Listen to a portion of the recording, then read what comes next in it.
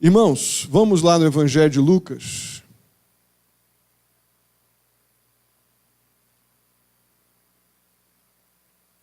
Evangelho de Lucas, capítulo 9. Vamos fazer a leitura dos versos 37 ao 45. Lucas 9, dos versos 37 ao 45. Diz assim: No dia seguinte, quando desceram do monte, uma grande multidão veio ao encontro dele. Um homem da multidão bradou: Mestre, rogo-te que dês atenção ao meu filho, pois é o único que tenho. Um espírito o domina. De repente ele grita, lança-o em convulsões e o faz espumar. Quase nunca o abandona e o está destruindo. Roguei aos teus discípulos que o expulsassem, mas eles não conseguiram. Respondeu Jesus: Ó geração incrédula e perversa, até quando estarei com vocês e terei que suportá-los? Traga-me aqui o seu filho. Quando o menino vinha vindo, o demônio o lançou por terra em convulsão. Mas Jesus repreendeu o espírito imundo, curou o menino e o entregou de volta ao seu pai. E todos ficaram atônitos ante a grandeza de Deus. Estando todos maravilhados com tudo o que Jesus fazia, ele disse aos seus discípulos: Ouçam atentamente o que vou lhes dizer. O Filho do Homem será traído e entregue nas mãos dos homens. Mas eles não entendiam o que isso significava. Era-lhes encoberto para que não o entendessem. E tinham receio de perguntar-lhe a respeito dessa palavra. Amém? Vamos orar. Bondoso Deus, muito obrigado, ó Pai, por estarmos reunidos aqui como igreja do Senhor para te bendizer, te adorar, orarmos uns com os outros e agora, ó Pai, ouvirmos do Senhor através da Tua palavra. Fala conosco, ó Deus, nos instrui, para que possamos, ó Pai, ter cada vez mais comprometimento com o Senhor e com a Tua vontade. Ó Pai, assim eu te peço, em nome de Jesus. Amém. Amém. Amém. Todo mundo aí, que bom. Isso aqui tá, se fosse uma balança aqui, ia ficar até interessante agora. A balança, vocês iam estar aqui em cima, esse grupo aqui, que deve ter 10 aqui, uns 40 aqui. Difícil de entender essa situação, mas tudo bem, vamos lá. Se vocês olharem um pouquinho no começo do capítulo 9, só para a gente dar uma rápida lembrança, um rápido flashback aí desse capítulo 9, tão importante, nós vemos que os discípulos foram enviados na sua primeira missão evangelística missionária. O ministério na Galileia foi de grande importância na vida pública de Jesus. Os discípulos começaram o seu intenso treinamento para aquilo que estava por vir, que seria a ausência do Senhor Jesus e a continuação da pregação do Evangelho, que então eles se tornariam os responsáveis por isso. Então, durante essa primeira, isso diz nos versos 1 a 6, né? Durante essa primeira missão de treinamento, na verdade é um treinamento muito mais efetivo no sentido de que não era uma ameaça, era uma prática, se tornou um treinamento por ser pela primeira vez. Mas já era a pregação da verdade, do Evangelho, das coisas que envolviam o reino de Deus e a sua justiça, as boas novas que estavam por vir através do estabelecimento do reino do Senhor Jesus Cristo. Então, é uma mensagem que envolvia convicção de pecados e o perdão de pecados que viria através do Messias, esse que estava comissionando eles a esta tarefa, que em breve iria à cruz e morreria por eles. Então, era um trabalho de extrema importância, mas para aqueles inexperientes ainda discípulos, se tornou a primeira fase de um treinamento muito intenso. Os discípulos começaram a pregar cheios de autoridade. O verso 1 do capítulo 9, nós vemos lá que Jesus deu-lhes poder e autoridade para expulsar todos os demônios e curar doenças. Vocês veem que era uma tarefa para quem nunca tinha feito isso, com essa pegada, um desafio gigante. E por isso que eu dei essa ideia de um treinamento, começo de um intenso treinamento para aquilo que estava por vir. Agora, nós já chegando no final do capítulo 9, a nossa sequência aí começamos hoje, no verso 37, nós vamos acreditar que eles teoricamente estão experientes.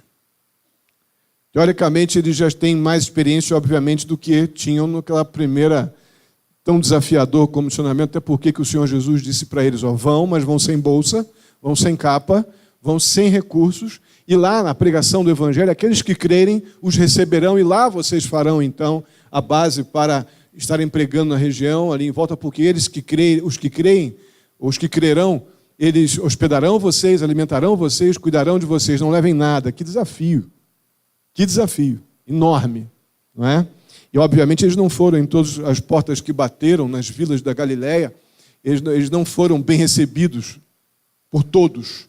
Muito pelo contrário, deve ter tido muitas portas batidas no rosto deles, ou talvez nem sequer abertas.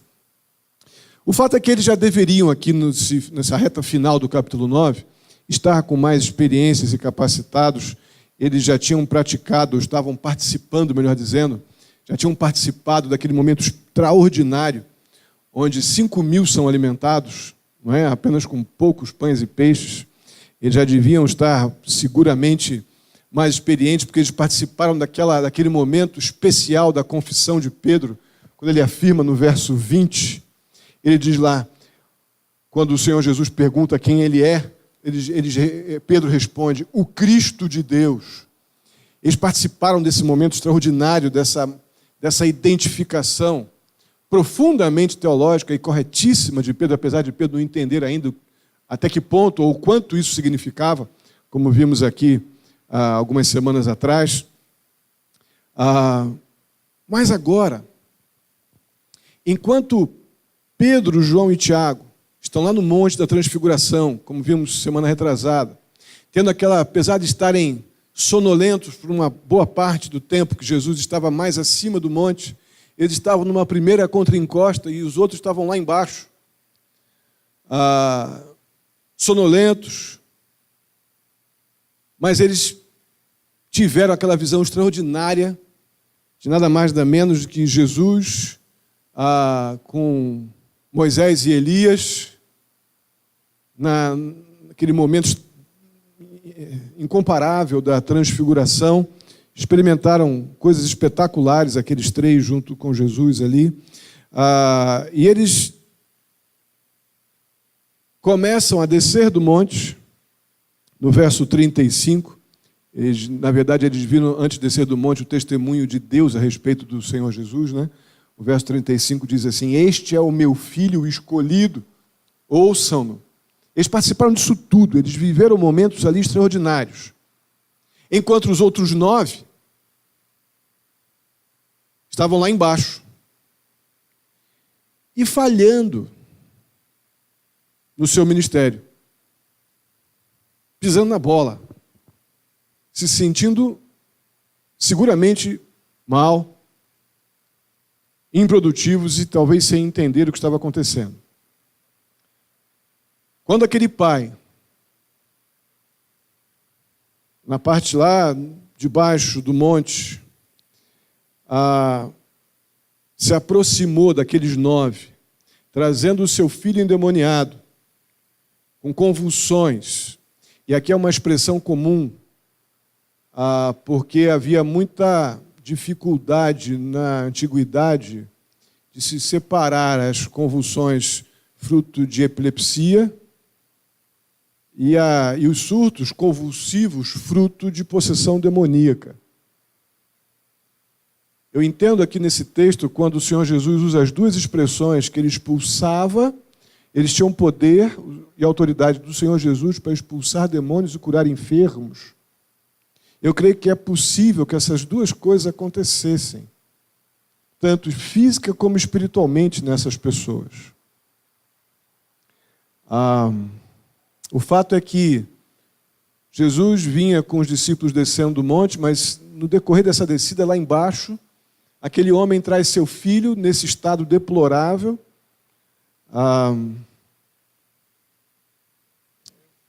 levam aqueles discípulos para que eles o libertassem daquela escravidão, mas eles simplesmente não conseguiam resolver aquele problema, não eram capazes de lidar com aquela situação. Mesmo, num primeiro momento, acredito, que eles se julgaram perfeitamente capacitados, habilitados para fazer isso em vista da experiência que tiveram nos lugarejos, nas vilas da Galileia. Eu acho que alguma coisa muito do tipo pode ter acontecido em conversas entre eles ali. Quando o pai chegou com aquele menino, naquele estado, eles talvez cochicharam entre eles: gente, pode ficar tranquilo, isso para a gente é fácil, nós já somos homens experientes, nós já expulsamos demônios antes, então que venha, aproximem-se. Dá quase para ouvir aqueles 9 cochichando entre eles: traz o garoto aqui, pode mandar. A gente com demônio, a gente resolve tudo. Já sabemos como é que se faz. Como se fosse uma regrinha de ordenar e as coisas acontecerem apenas por causa do tom da voz ou da ordem, como é muito comum nos dias de hoje. O que poderia dar errado, né? Com a prática, com a autoridade, com a experiência, então, que eles já julgavam ter, como se tudo isso tivesse sido suficiente, ou fosse suficiente para lidar com questões espirituais. Seja uma possessão demoníaca, seja uma luta para lidar com a mentira, com o problema de sexualidade, de moralidade.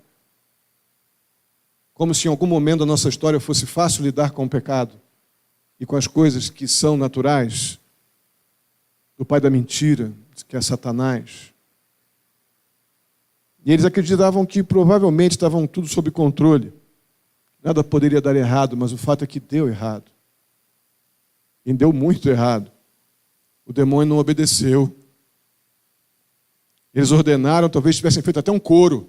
Não vamos dizer junto: sai, demônio! E o demônio olhou para a cara deles: qual é de vocês? Eu fiquei tentando imaginar essa cena hoje várias vezes. E o texto de Lucas lida com essa humanidade que nós temos procurado abordar, né? Das pessoas envolvidas aqui. E eu fiquei tentando enxergar eles sendo destruídos na sua autossuficiência, no seu autoconvencimento, por uma situação que eles agora não podiam mais lidar com ela, porque o menino continuava naquele estado terrível. Eu acho que é possível para a gente imaginar a perplexidade daqueles 9, olhando para aquele pai e para aquela criança, para aquele garoto, naquele estado terrível. O que nós vamos fazer aqui hoje é tentar, na primeira parte dessa mensagem, que nós vamos dividi-la mais em 2 partes, provavelmente até terminar o capítulo 9,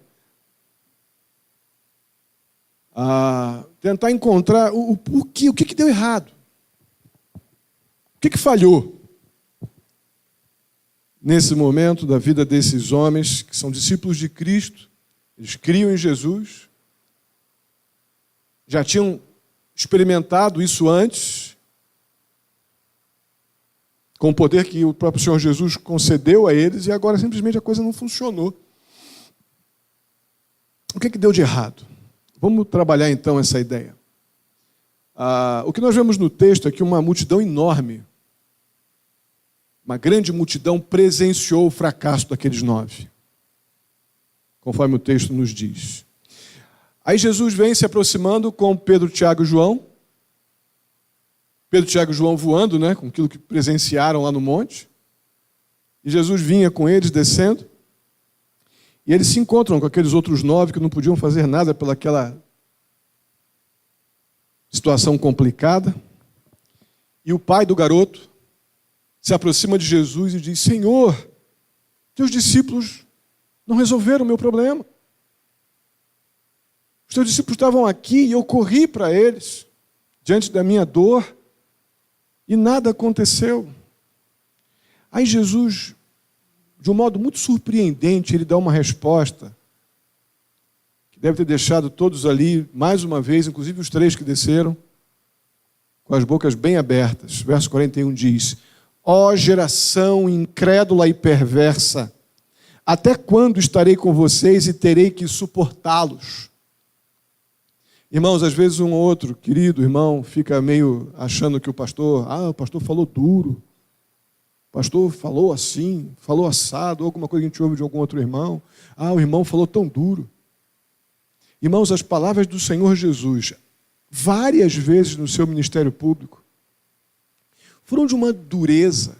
Ele vira para Pedro, para o queridão, e vira: sai da minha frente, diabo. Eu não acredito que ele falou isso cantando, fosse uma poesia. Ele deve ter feito isso com um olhar profundo, de repreensão, dizendo para Pedro, o discípulo querido, o amado é João, né? Mas o mais afoito, pelo menos, era o Pedrão. Em plena euforia de estar ali tentando defender Jesus com a sua vida, com a espada. Aí Jesus vira: sai daqui, diabo. Eu não consigo ver Jesus sorrindo neste momento, quando ele vira para esses crentes e não crentes que estavam ali. Os discípulos criam em Jesus e esperavam uma acolhida do Senhor Jesus. Talvez Jesus já chegasse resolvendo todos os problemas. E ele vira seguramente num tom de voz muito enfático, no mínimo, sem sorrisos. O Senhor diz: ó geração incrédula e perversa. Mas por muito menos já estão achando que o pastor está xingando aqui. Em qualquer outro lugar. Ó geração incrédula e perversa, até quando estarei com vocês e terei que suportá-los? Isso não é elogio. Isso é uma severa crítica.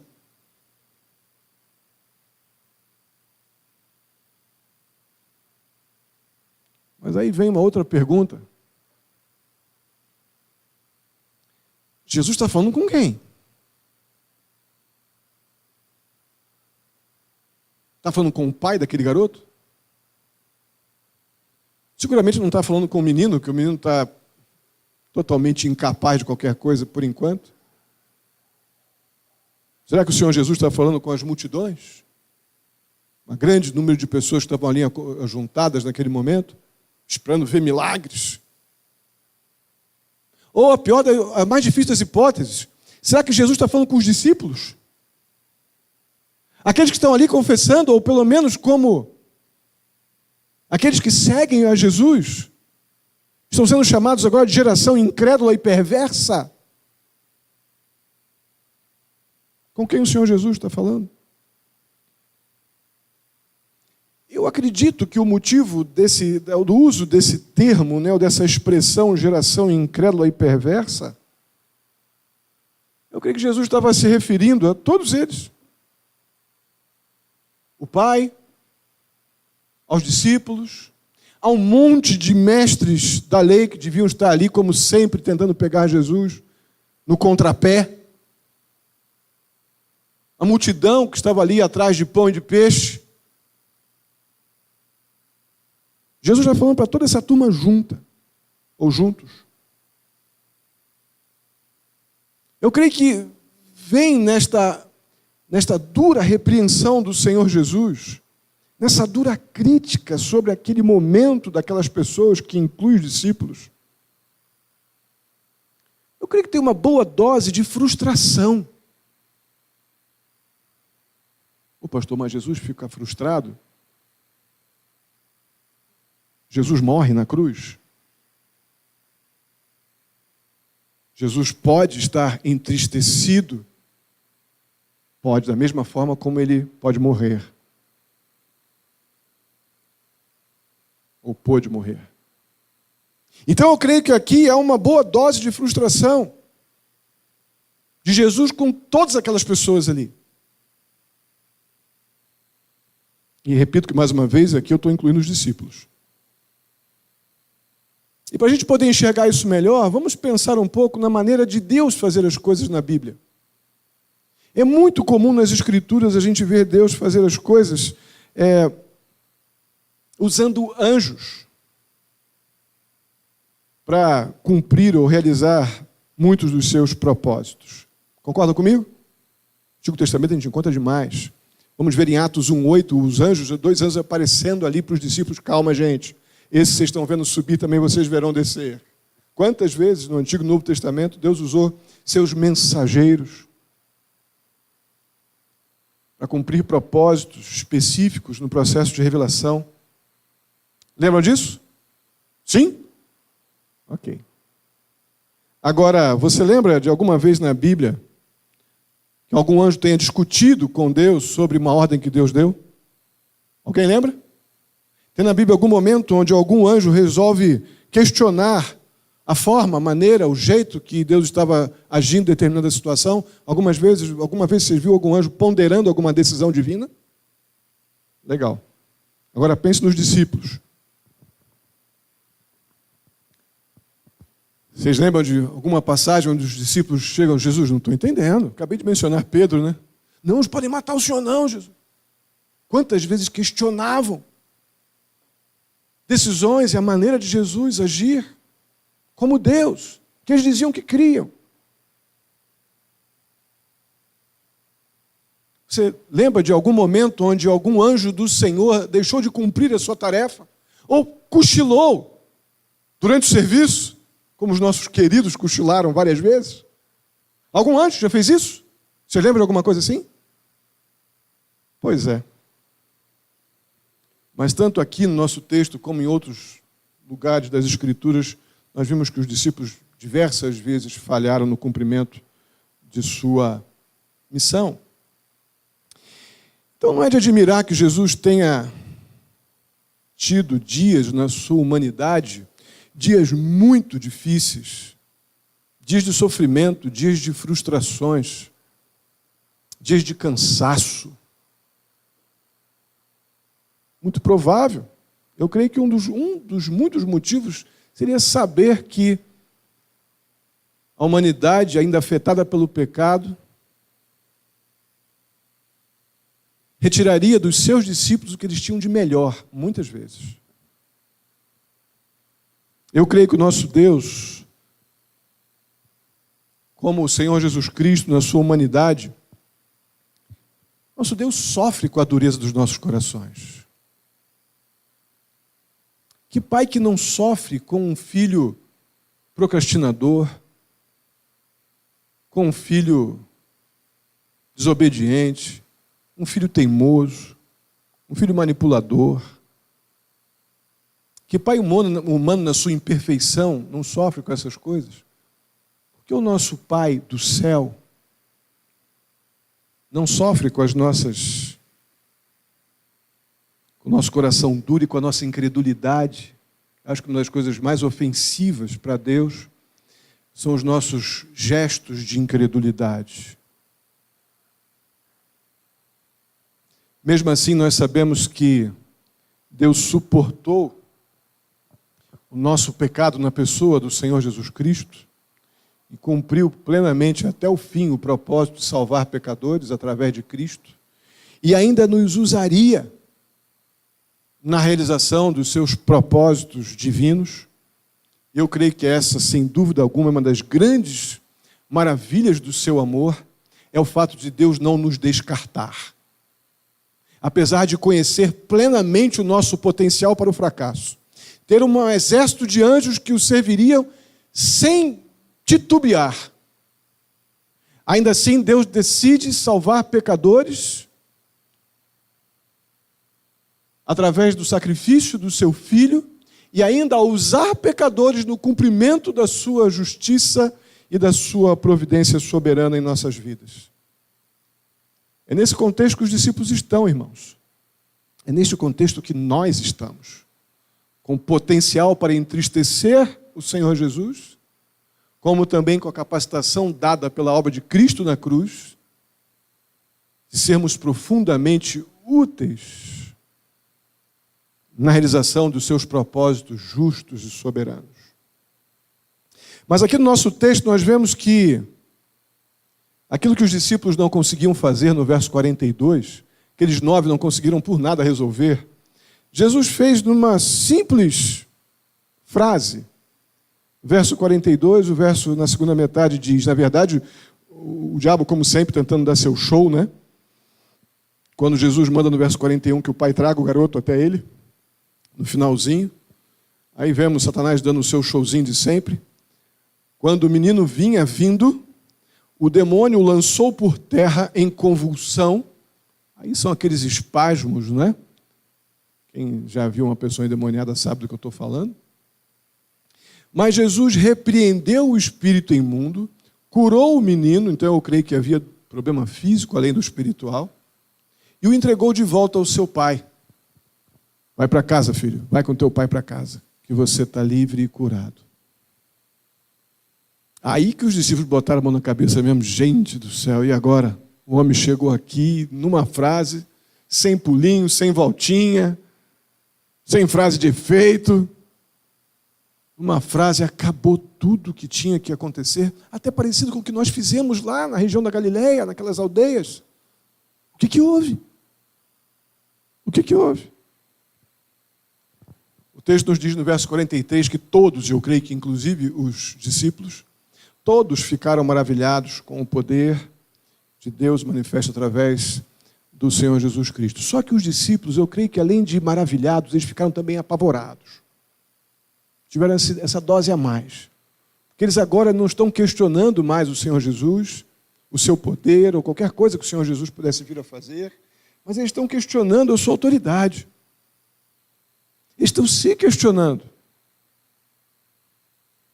Isso tem um propósito muito específico. Mas antes eu quero mencionar aonde que o Senhor Jesus está tocando. Porque nos evangelhos de Mateus e de Marcos, as narrativas correlatas a essa aqui de Lucas, com outro tipo de alvos e objetivos nas mensagens de Mateus e de Marcos, nós vemos ali que é a mesma narrativa, só que inclui uma pergunta dos discípulos sobre a Jesus, uma pergunta que deve ter sido muito em off. Eles devem ter pego Jesus, levado para um cantinho. Jesus, vem cá, vamos conversar em particular. Que privilégio, né? Vem cá, Jesus, vamos fazer uma rodinha. Imaginou se pudesse fazer isso hoje, coisa linda? Sabemos que podemos fazer isso mediante o seu Espírito que habita em nós, a oração, a sua palavra. Mas esse privilégio dessa presença física e soberana do Senhor Jesus, como Deus ali entre eles, eles não puderam entender tudo o que isso significava até Jesus ser assunto aos céus e depois aparecer a eles depois de ser assunto aos céus. Aí que as fichas caíram, né? Mas eles levaram Jesus para o cantinho lá e aí conseguiram perguntar para Jesus: Senhor Jesus, o que houve? Abram suas Bíblias em Mateus 17, versos 19 a 21. E depois, se quiserem, ficando com o dedo lá em Marcos 9, segunda parte do versículo 8 e 28 e 29. Mas olha como é que a coisa aconteceu, alguns detalhes a mais que são descritos aqui em Mateus e em Marcos. Mateus 17, 19 a 21 diz assim: Então os discípulos aproximaram-se de Jesus, em particular, e perguntaram: Por que não conseguimos expulsá-lo? Aí Jesus respondeu: Porque a fé que vocês têm é pequena. Eu lhes asseguro que se vocês tivessem fé do tamanho de um grão de mostarda, poderão dizer a este monte: vá daqui para lá, e ele irá. Nada ali será impossível. Agora, olhando o texto de Marcos 9, segunda parte do verso 28 e 29, vai dizer assim: mais uma vez, eles chegando a Jesus em particular, e aqui numa casa, conforme o contexto ali de Marcos, o texto diz: por que não conseguimos expulsá-lo? Eles perguntam a Jesus. E Jesus responde: essa espécie só sai pela oração e pelo jejum. Informações que nós não encontramos em Lucas. Mas por quê? Por que nós não encontramos esse detalhamento, essas informações altamente espirituais? Envolve santificação, envolve uma compreensão da vida cristã com uma maturidade que eles precisavam adquirir, mas que o tempo era curto, então eles estavam como se fosse a banana verde, que a gente compra lá no Big Bom, que está sempre verde aquela banana, não sei porquê. Aí você enrola num jornal e coloca no forno, para ver se ela amadurece mais rápido, aquele amadurecimento na raça. Os discípulos estão bem um pouco numa situação como essa, principalmente no Evangelho de Lucas. Se a gente olhar Lucas como o primeiro volume de Atos, nós podemos concluir de que esses homens estão sendo preparados, não somente espiritualmente, mas muito emocionalmente, para lidar com desafios gigantes que acontecerão em Lucas, depois da assunção em definitivo do Senhor Jesus Cristo em Atos 1:8. Eles teriam que ter uma fé amadurecida. Eles teriam que ter um comprometimento de oração enorme, temor ao Senhor, vencer o coração, o medo e a insegurança que a incredulidade produz. E agora o que está sendo despertado aqui é exatamente através do fracasso, que os corações deles ainda eram imaturos. O Senhor Jesus sabia disso, mas eles ainda não sabiam. E eles precisavam daquele fracasso. Outros ainda virão. Veremos na sequência da semana que vem. Mas aqui em particular, eles precisavam perceber, diante de um fracasso espiritual e pessoal, um nível de dependência e compreensão de Cristo que eles não tinham tido até então. Como eu disse no começo, nosso objetivo com essa primeira parte, da última parte do nosso estudo no capítulo 9 de Lucas, tem como objetivo descobrir o que deu de errado. O que não funcionou? Por que eles estavam entre aqueles que o Senhor Jesus chama de raça, geração incrédula e perversa? Por que os discípulos do Senhor Jesus estavam no meio desses que sofreram uma exortação tão forte, tão profunda? Eu acredito que realmente os discípulos de Cristo estavam sofrendo do mesmo mal, talvez em proporções diferentes, mas do mesmo mal que aquela multidão, aqueles mestres da lei e aquelas outras pessoas ali estavam sofrendo. Conforme os textos de Mateus e Marcos, eles estavam sofrendo de pouca fé e incredulidade. Pastor, o que é pouca fé? O que é muita fé? Eu creio que o nível de incredulidade nos ajuda a perceber o que seria muita fé e pouca fé. Quanto mais eu duvido, menos eu me submeto, menos eu obedeço. Eu creio que esse é um bom padrão para nós lidarmos com muita fé e pouca fé. Porque a gente não tem fé para expulsar demônio. Deus não nos deu fé para mandar raios. Você está curado do teu machucado. Não tinha feito domingo, né? Você está curado do teu olho. Como alguns gostam de na televisão dizer que curam todo mundo, só não curam a si mesmos, né? Não, recebemos fé para crer em Deus e na sua palavra. Recebemos fé como um dom de Deus para crer nele, de maneira inquestionável. E exercitar esta fé pela obediência naquilo que cremos. E é por crer em Deus e na sua palavra que as coisas ao nosso redor simplesmente acontecem pela vontade de Deus soberana e perfeita. Esses homens estavam sendo experimentados nisso. Estavam achando que apenas ser discípulos de Cristo, o Messias esperado do Antigo Testamento, resolveria todos os problemas dele. Qualquer demônio que aparecesse agora era só esticar o dedo e estava tudo resolvido. O Senhor Jesus diz para eles, olha, tem mais coisas envolvidas em ser meus discípulos. Eles aprenderam isso com o fracasso. Aprenderam que a incredulidade gera pouca fé. Isso impacta a vida cristã na falta da oração. Vemos o Senhor Jesus em Marcos dizendo que esse tipo de situação só é vencida com jejum e oração. Pastor, por que jejum? Porque jejum é uma maneira bíblica, extremamente bíblica, de lidar com a ideia de dedicação, de comprometimento e exclusividade na oração. Se você quiser saber mais sobre jejum, entra no site, que você sabe que lá tem na área de estudos diversos, se eu não me engano, um estudo nosso, aqui da igreja, que vai fazer uma exposição muito suficiente sobre o jejum. Mas em vez de você se preocupar com o jejum, porque não fez jejum, é por isso que o demônio não saiu, por isso estava doente. Meu amado irmão, em vez de você se preocupar em fazer jejum, se preocupa em orar mais. O jejum seja uma consequência de uma vida de oração e não a causa. Porque o que está sendo tratado no coração desses homens, que terão daqui a pouco um grande comissionamento, que é de pregar o Evangelho depois de Cristo ter voltado para os céus e ali então promover o Evangelho de Cristo de uma maneira tremenda, como aconteceu em Atos dos Apóstolos. Eles precisavam ser treinados, mas antes eles precisavam aprender a parar de duvidar, de questionar a autoridade do Senhor Jesus e suas ordens. Por isso, então, parar de ter uma fé encolhida ou oportunista. Isso os levaria a uma vida maior de oração, porque é uma vida de dependência ao Senhor, sem relacionamento com Deus, em oração não acontecerá.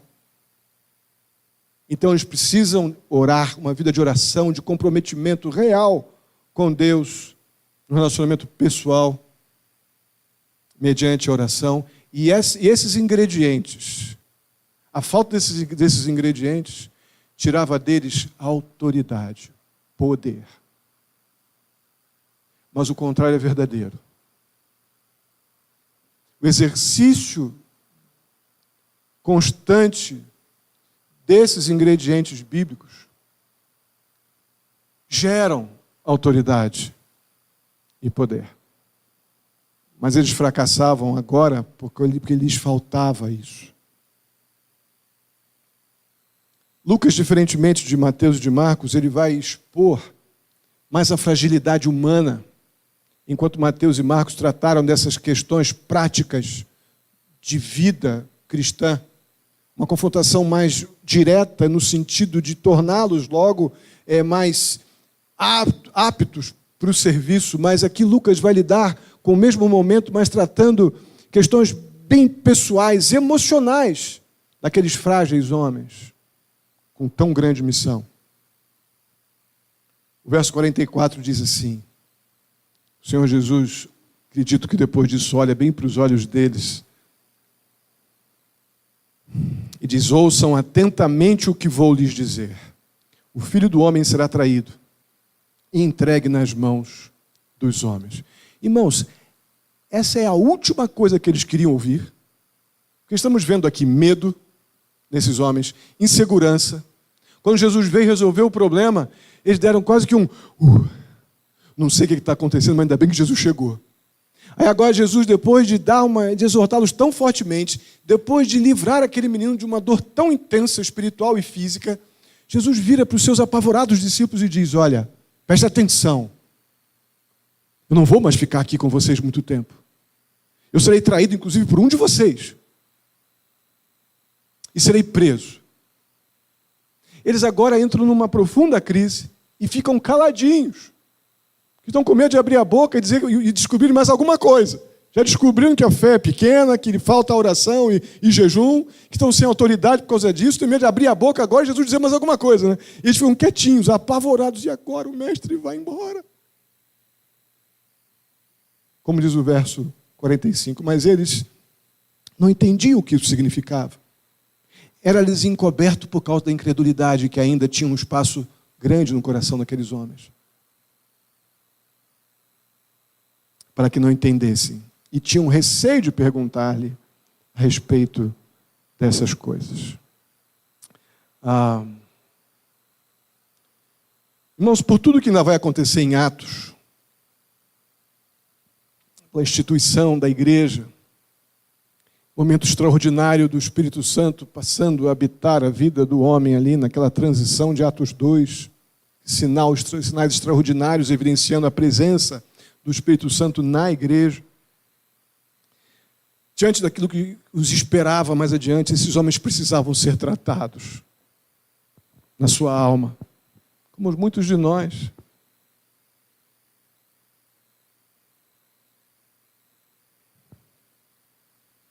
Eles precisavam vencer seus dilemas morais, suas fraquezas espirituais, ou diria até suas fraquezas emocionais. A incredulidade precisava ser vencida, eles precisavam aprender a dedicar-se à oração e uma fé praticante. Então a gente vai ver, vamos ver mais desse assunto no problema seguinte, que vai começar nos versos 46, semana que vem. O fato é que esses problemas que estavam atormentando e paralisando aqui os discípulos dos dias de Jesus, obviamente, mas eles são problemas que nós experimentamos hoje. Muitas vezes a gente deixa de evangelizar uma pessoa, de lidar num aconselhamento difícil com uma situação familiar de uma pessoa, às vezes que vem de Umbanda, que vem desses envolvimentos com demônios e coisas afins. A gente treme. A gente às vezes não ora com uma pessoa ou não evangeliza uma pessoa porque acha que a pessoa pode me colocar na parede. Ou temos medo pelas coisas que já ouvimos, de que se eu falar alguma coisa e eu sou pecador, o diabo pode botar o dedo na minha cara. Já ouviram isso alguma vez? Ah, vou falar, o diabo vai botar o dedo na minha cara. Aí eu vou e não faço. Em vez de eu me dedicar à oração e confessar meu pecado ao Senhor, trabalhar por uma vida santificada e dedicar minha oração ao jejum, ao exercício de uma fé praticante, nós somos muito semelhantes a esses homens. Muito semelhantes. E o mais gostoso é que Jesus não desistiu deles, como o Senhor Jesus não desiste de nós. Pela sua graça foi à cruz, morreu pelos nossos pecados, e Ele vai nos ensinando, vai nos capacitando, permitindo os fracassos, sempre para a glória dEle e para o nosso bem. Não que os nossos fracassos não entristeçam o Senhor, mas todos eles têm um propósito divino de nos tornar homens, mulheres melhores para Ele.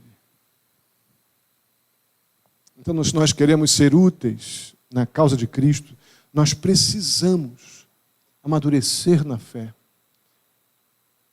Vencer a incredulidade com fé praticante. Com sujeição a Deus e a sua palavra e nos dedicarmos seriamente à oração. Não com confissões de fé ou por experiência, que lá, tanto tempo atrás, olha, muito importante o que Deus já nos permitiu fazer no passado. Mas se a sua vida cristã não continuou crescendo, como foi o grande problema de 1 Coríntios, vocês lembram que eles não queriam mais crescer? Depois que foram salvos, não queriam mais crescer? E o apóstolo Paulo os repreende seriamente, chamou isso de pecado. Quando o crente não quer mais crescer, se torna esses discípulos desses dias aqui, neste momento em especial, que achavam que as frases feitas resolviam, por serem amigos do homem, né? Ou somos discípulos de Jesus, como se isso fosse alguma relação de poder por osmose. E o Senhor Jesus disse para eles, olha, não é assim não, companheiros.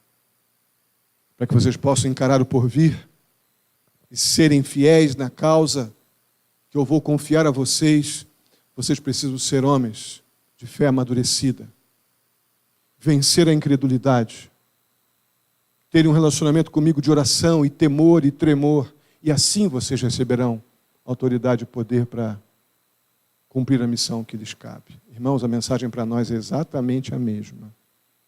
É exatamente essa. Crescer na fé, nos dedicarmos à oração, é o único caminho bíblico para que possamos ser influentes na vida das pessoas que nos cercam, indo para o inferno todos os dias. E muitas vezes a gente pacificamente não cria nenhum tipo de obstáculo a este processo tão doloroso, que pessoas que amamos e aquelas que nem conhecemos estão aí ao nosso redor, porque a gente simplesmente acha que ser amigo do homem resolve todo o problema. O problema é que o Senhor Jesus, mais do que amigos, Ele está procurando discípulos. Nós precisamos, então, nos submeter àquilo que o Senhor Jesus requer dos seus discípulos. Amém? Vamos ficar de pé e vamos orar.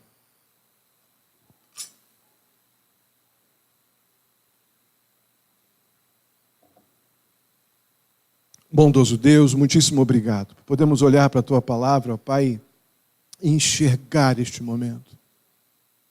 Enxergar este momento tanto para aqueles dias como para agora. A relevância disso para agora. Ó Deus querido, tem misericórdia de nós porque somos pecadores. Ajuda-nos a vencer a maldita incredulidade. E que possamos exercitar, ó Pai, ter uma fé dada pelo Senhor praticante, que nos leva a crer no Senhor e na Sua palavra. E por isso, então, obedecer. Nos ajuda, ó Deus, a lidar com um mundo perverso, que só será vencido com jejum e oração. Ajuda-nos, ó Deus, a não achar que saber frases, ter uma história passada, como se isso terminasse, ó Pai, que tudo tivesse terminado ali. Mas, na verdade, tudo começou ali num processo que só terminará no céu. Ajuda-nos a entender esse processo de santificação diário, tão importante, na verdade, determinante para que possamos ser úteis na Tua causa. Assim eu te peço, Pai querido, pela vida de cada um de nós, em nome de Jesus. Amém. Amém.